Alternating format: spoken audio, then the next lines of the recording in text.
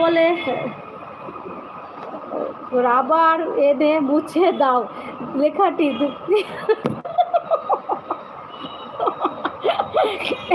বাবারে বাবা, এই অমিত ভাই যা যা বলছে না, হেসে মরে যাবো। বলছে রাবার এনে মুছে দাও, মুছানো তো মুছে দিতাম ভাই। বলছে তাহলে তুই কি করে বললি কপালের দোষ? কপালের দোষ? কপালে যেটা লেখা আছে সেটাই তো হবে, রাবার দিতে মোছা যাবে না।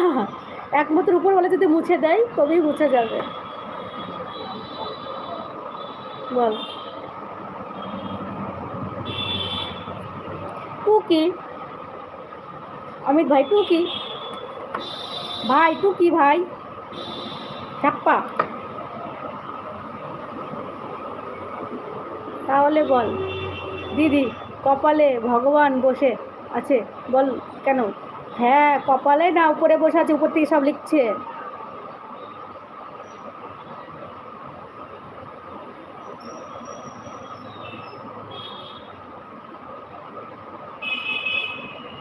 তাই যে তোর দাদা সকাল থেকে খোঁজ নেয়নি, একবারও খোঁজ নেয়নি তোর দাদা।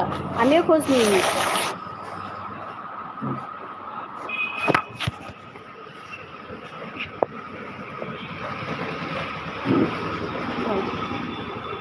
তাহলে কালো রঙের